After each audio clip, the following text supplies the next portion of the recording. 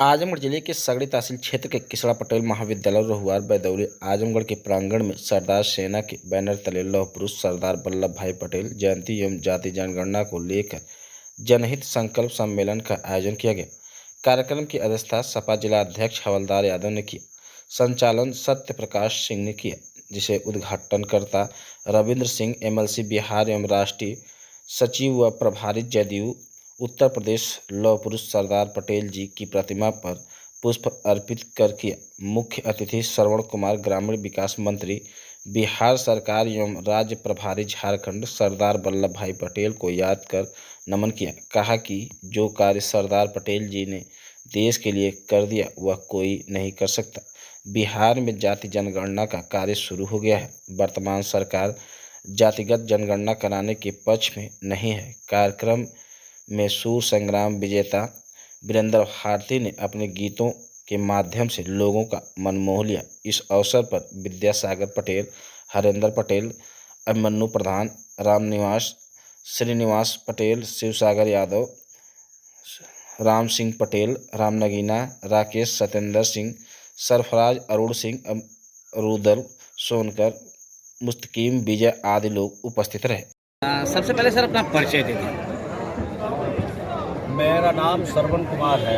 मैं ग्रामीण विकास मंत्री बिहार की सरकार में है और बिहार विधानसभा में सत्तारूढ़ दल के मुख्य सचिव हैं। सर, ये जो सरदार सेना द्वारा आयोजित ये प्रोग्राम किया गया है, क्या आवश्यकता पड़ गई इसकी? ये आवश्यकता ये है कि जो सरदार पटेल ने जो काम किया है देश के लिए, सरदार पटेल का जो व्यक्तित्व था, सरदार पटेल का जो व्यक्तित्व है, सरदार पटेल के जो रास्ते हैं, उस रास्ते को अपनाने के लिए आज आवश्यकता है। अगर देश के सामने कोई बड़ी चुनौती आती है तो सबके दिमाग में, मस्तिष्क में बात आती है कि सरदार पटेल अगर होते तो आज ये बड़ी चुनौती हमारे देश के सामने नहीं है। मोदी जी भी तो पटेल जी को साथ लेके चल रहे हैं। उनके समाज को सत्ता में, उनके समाज के बल पे सत्ता में आए हैं। कहीं ना कहीं कुर्मी समाज के लोग मोदी जी का साथ दे रहे हैं, भाजपा का साथ दे रहे हैं। सर, इसके लिए क्या कहेंगे? साथ तो ले ही लेते हैं। वो तो इतना आडंबर फैलाते हैं, इतना बड़ा जाल फैलाते हैं कि शिकारी आएगा, दाना डालेगा, उसमें फंसना नहीं है, हर लोग बोलते हैं। लेकिन जब शिकारी आता है, दाना डालता है तो लोग फंस जाते हैं। वो जो उनका आडंबर है, उस आडंबर से कम लोग फंसे, इसके लिए इस तरह का कार्यक्रम है। और इस तरह का कार्यक्रम से जो संदेश जा रहा है, उससे मैं समझता हूँ कि आने वाले दिनों में सरदार पटेल के रास्ते से ही देश को आगे बढ़ाया जा सकता है, देश की स्थिति को ठीक किया जा सकता है। देश पर कोई अंगुली उठाने वाला कोई देश नहीं होगा। ऐसा समय तभी आ सकता है जब सरदार पटेल के रास्ते को अपनाएंगे। हाँ सर, कहीं ना कहीं गांव में दलित बैकवर्ड लोग ये कह रहे हैं कि ऐसी सरकार पहली बार आई है जो चावल दे रही है, राशन दे रही है, उनका नमक खा रहे हैं, इसलिए नमक हरामी नहीं करेंगे। तो ऐसे लोगों को कैसे आप समझा लेंगे सर? बात आपने ठीक कहा है। सरकारें होती है किस लिए? सरकारें होती है जनता के सुख के लिए, सुविधा के लिए, उनके हर तरह के दिक्कत और परेशानी को दूर करने के लिए। लेकिन आप हमको ये बता दीजिए कि उन्होंने कौन ऐसा काम किया? अगर हमको 2 महीना, 6 महीना, 1 साल तक अगर चावल दे दें, उससे हमारा जीविका उपार्जन चल सकता है। लेकिन परमानेंट हमारा जीविका का जो जरिया है, रोजगार चाहिए।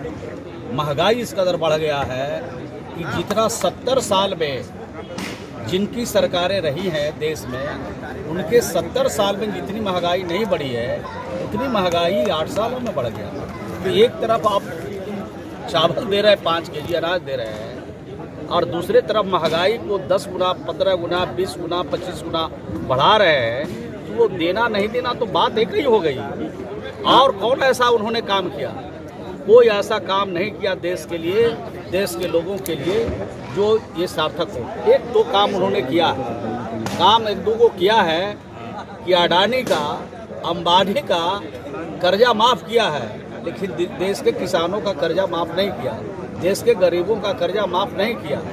अडानी और अंबानी के लिए, नीरज मोदी के लिए ये काम जरूर किए हैं ये इसके लिए हम धन्यवाद देना चाहते हैं। हाँ सर, ये सरकार जो ये जातिगत जनगणना क्यों नहीं कराना चाहती, क्या वजह इसकी? जातिगत जनगणना जब करेंगे तो मोदी जी और उनकी पार्टी के लोग रहेंगे दिल्ली में। जिन राज्यों में सरकार है, उत्तर प्रदेश में वो रह पाएंगे? नहीं रह पाएंगे।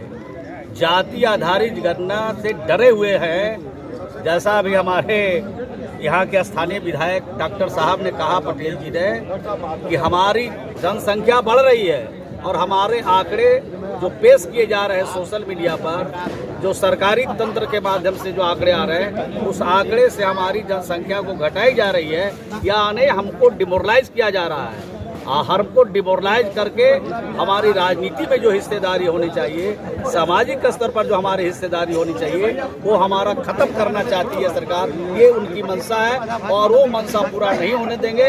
हम लोगों ने बिहार में किया है, जाति आधारित जनगणना का काम शुरू किया है और इसके लिए देश भर में हम लोग मांग उठाएंगे और सभी पॉलिटिकल पार्टी को हम लोग कहेंगे, कंपेल करेंगे, ये मांग उठनी चाहिए और ये समस्या जो जाति आधारित जनगणना का है उसको भारत सरकार को कराना चाहिए। सर, जिस तरह से किसान विरोधी बिल को लेकर राकेश सिंह टिकैत जैसे लोग किसानों की लड़ाई में बिल के विरोध में धरना प्रदर्शन सालों साल चलाए, आखिर इन जन समस्याओं को लेकर ये लीडर लोग या किसान जैसे लोग के नेता लोग क्यों नहीं दिल्ली पे जंतर मंतर पे धरना प्रदर्शन कर उपाय हो रहा है?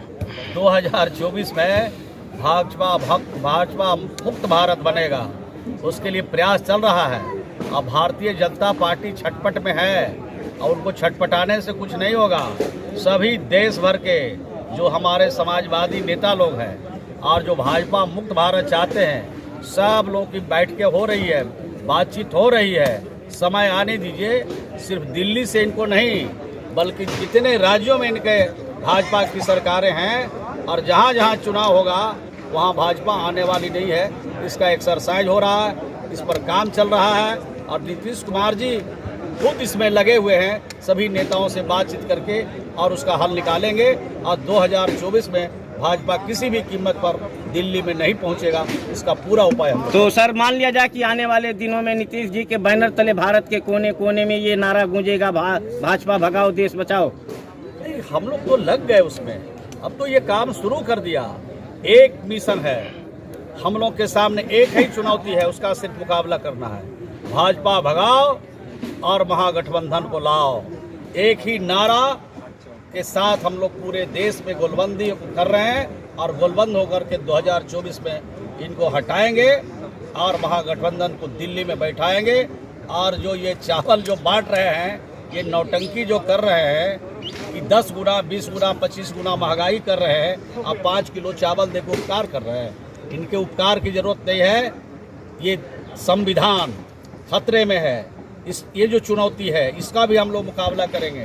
तो इनको 2024 में गद्दी से जब उतारेंगे तब समझ में आएगा कि अडानी नहीं बचा सकता है, नीरज मोदी नहीं बचा सकता है, अंबानी नहीं बचा सकता है। बचा सकता है तो देश की जनता बचा सकती है और देश की जनता समझ चुकी है कि अब इनके रहते हम लोग का न हक मिलेगा और न हम लोग का आबरू सुरक्षित है और न हम इस देश में सुरक्षित हैं। ये सब समझ चुकी है। इसलिए 2024 में भाजपा भारत बनाएंगे। धन्यवाद।